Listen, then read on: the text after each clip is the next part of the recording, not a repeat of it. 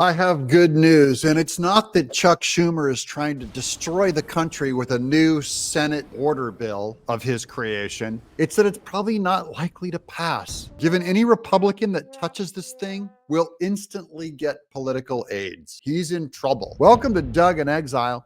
This is where the happy patriots are, even as we check in on the southern border. Starring Count Chocula himself, Chuck Schumer. With the super sweet new cereal, Count Chocula. For years, our Republican colleagues have insisted that the only real-term solution to fixing the southern border was for Congress to pass legislation. Oh no, the Republicans never said it was up to Congress. What we really said was that Biden needed to remove all the impediments he put together with presidential orders to open up the border, all the problems he did, and Alejandro Mayorkas. They would not enforce the laws that we already had on the books to protect our southern border. It doesn't require an act from Chuck Schumer, so he's setting up this straw man, which is ridiculous, and that's why we're here to make fun of him and tear it down. We Democrats agree.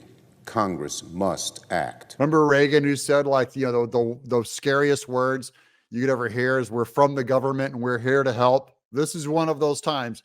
Do not let Democrats help with that border. It will not go well. We need to fix the border and reform immigration to make it fairer and more humane. Why does it have to be made fairer and more humane? Shouldn't it be made to stop illegal immigration? Why is that not on the table? This week, Republicans will have an opportunity to join us in taking action. A few moments ago, I filed cloture on the motion to proceed to the Bipartisan Border Act, the same bill negotiated 3 months ago by the bipartisan group of Senators Murphy, Sinema, and Langford. The Senate will vote on this bipartisan border bill on Thursday.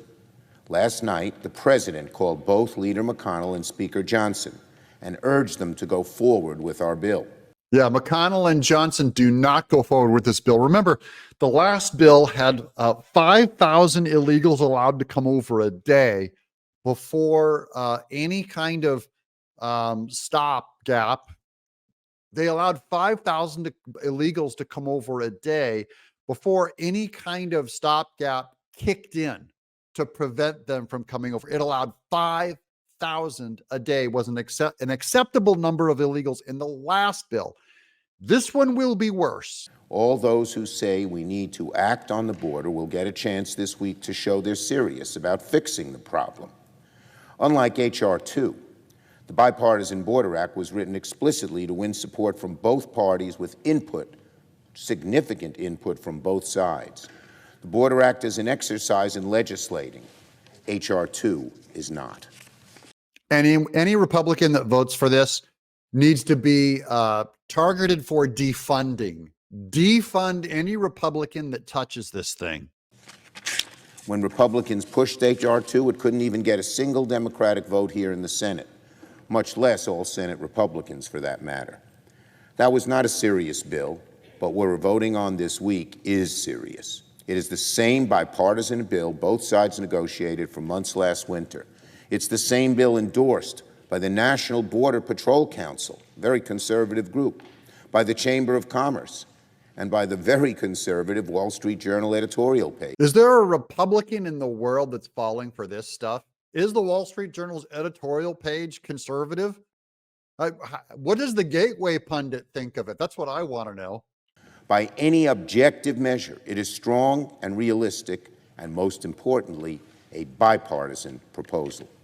If our bipartisan bill was good enough to win the support of the union that represents border agents, why isn't it good enough for Senate Republicans?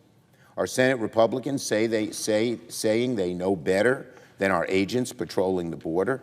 I don't know who knows better than what, but all of us know better than this guy. If you've ever watched on TV, the open borders, pouring people over, I only know this bill will not stop that. So yes, we're bigger experts than anyone who counters that opinion of stopping the hemorrhaging at America's southern border. I hope that's not true. I hope our Republican colleagues are ready to join us. I will be clear, we don't expect every Democrat or every Republican to come out in favor of this bill. That's why, as I have said before, the only way to pass this bill or any border bill is with broad bipartisan support. No, be the bad guy. Say no. I don't care how many it is. It's like, we can't bury this bill fast enough. And you guys got to know what they're trying to pull. Any Democrat that goes for this bill was bought and paid for by some foreign entity, because no American patriot would go for this bill. They're up to something.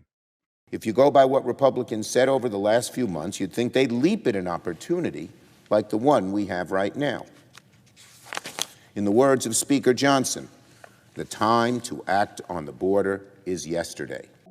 I don't think this is what Speaker Johnson meant by working on the border, is by signing this Democrat open amnesty bill. We should not let this moment pass. Border legislation is just about the hardest thing Congress ever wrestles with. Bipartisan border bills are rare opportunities here in Congress. It won't fix the border without Biden reversing already what he did to open the border. Alejandro Mayorkas and Biden could solve this thing tomorrow if they wanted to solve the border crisis. They don't want to solve the border crisis because they want to manufacture illegal voters. That's their agenda. That's precisely why we have it in front of us this week. I urge everyone not to let the politics get in the way. Oh yeah, this is the one good part of politics getting in the way. May all the Republicans just turn their back on it, play all the political games you need to do to filibuster, to delay this thing, to undermine this thing, and we'll mock it right here in Exile. Thank you guys for watching. Don't forget to subscribe. I'm Doug in Exile.